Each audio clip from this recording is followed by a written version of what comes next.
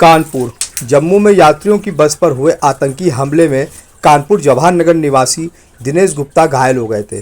Dinesh Hallett hospital उपचार कराने पहुंचे, लेकिन यहां आंखों से स्पेशलिस्ट डॉक्टर न होने के कारण उन्हें केजीएमयू लखनऊ रेफर किया गया।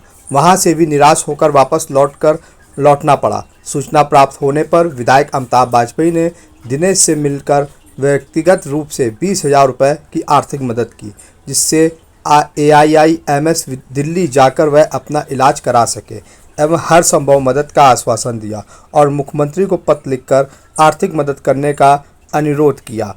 इस दौरान मीडिया से बातचीत करते हुए विधायक अमिताभ बाजपेयी ने कहा कि भाजपा सरकार हर तरह से फेल है, न आतंकी हमला रोक पाई, आतंकी हमले में घायल दिनेश का इलाज भी न करा पाई। भाजपा के स्वास्थ्य मंत्री ब्रजेश पाठक पूरी तरीके निष्क्रिय है, जनता पर न ध्यान देकर दूसरे पार्टी नेताओं को लाने में ज़्यादा व्यस्त हैं।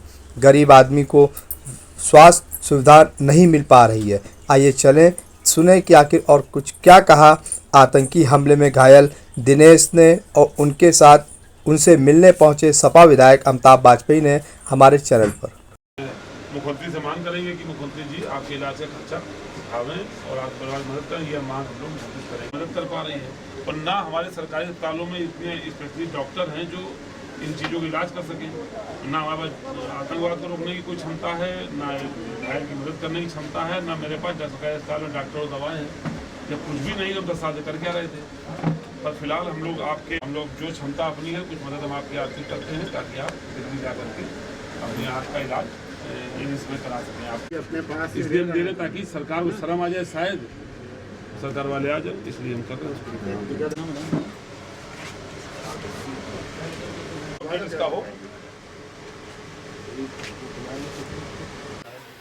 नाम है आपका? मेरा नाम दिनेश गुप्ता है। आप कहाँ के निवासी हैं?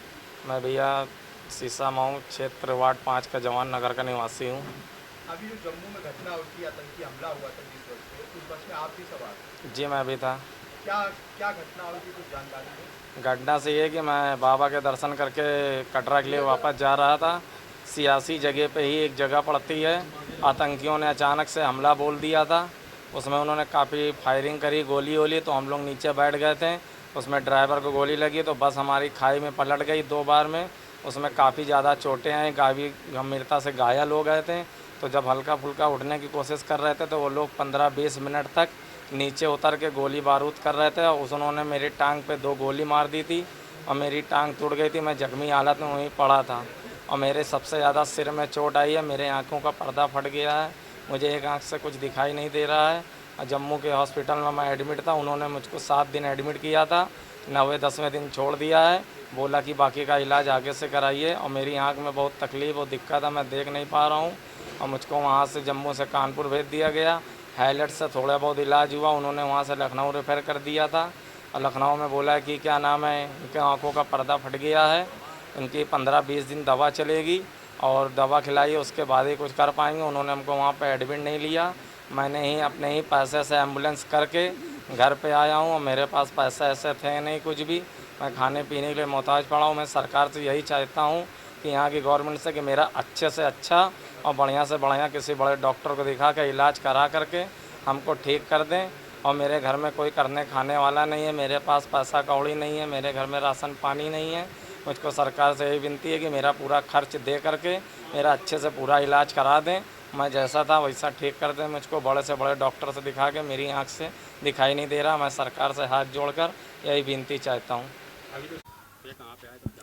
एक कानपुर का एक नौजवान दिनेश, ये जम्मू के पास ये घायल हो गया था आतंकी घटना में। शिवखोड़ी दर्शन करने गया था, वहाँ ये घायल हुआ था।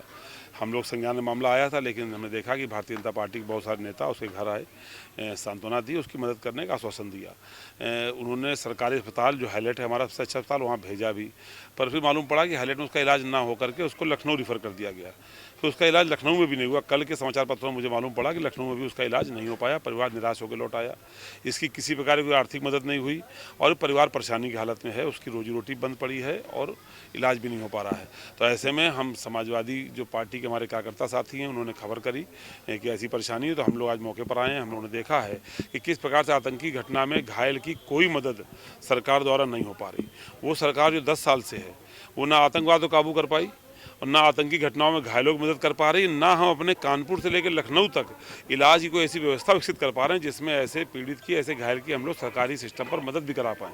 इसलिए हमने आज आकर के परिवार को सांत्वना दी है समाजवादी पार्टी की ओर से, और अपने व्यक्तिगत तनख्वाह वाले खाते से उसको 20,000 रुपये की चेक दी है, ताकि वो परिवार उस पैसे से दिल्ली जा सके और दिल्ली जाके एम्स के डॉक्टरों को दिखा करके अपना आगे का इलाज सुनिश्चित कर सके। और ये भरोसा भी दिलाया है कि समाजवादी पार्टी दुख तकलीफ में उनके साथ खड़ी है और आगे भी इलाज में जो मदद की जरूरत पड़ेगी वो मदद हम लोग करने का हर संभव प्रयास करेंगे। आज के इस मौके पे लेकिन हम ये जानना चाहते हैं कहाँ है उत्तर प्रदेश के स्वास्थ्य मंत्री, जिनका दूसरे दलों के नेताओं को शामिल करने पर तो जोर रहता है, लेकिन कानपुर और लखनऊ के जैसे मेडिकल कॉलेजों में डॉक्टर अच्छे शामिल कर सकें, इस पर उनका जोर नहीं रहता। कम से कम वो राजनीति से निकल करके कई महीने हो गए हैं, चुनाव बीते भी 1 महीना हो गया, आप निकल के अपने अस्पतालों की ये असलियत तो जांच लें कि आतंकी हमले में घायल व्यक्ति का भी इलाज उनके मेडिकल कॉलेज नहीं कर पा रहे हैं। इसका संज्ञान लें स्वास्थ्य मंत्री जी।